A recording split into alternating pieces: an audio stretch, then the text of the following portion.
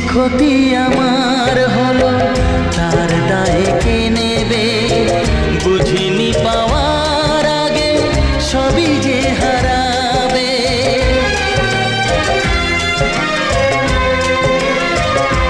ও যে ক্ষতি আমার হলো তার দায়ে কে নেবে? বুঝিনি পাওয়ার আগে সবই যে হারাবে।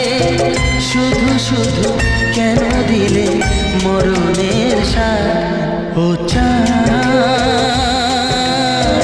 আমার কি অপরাধ?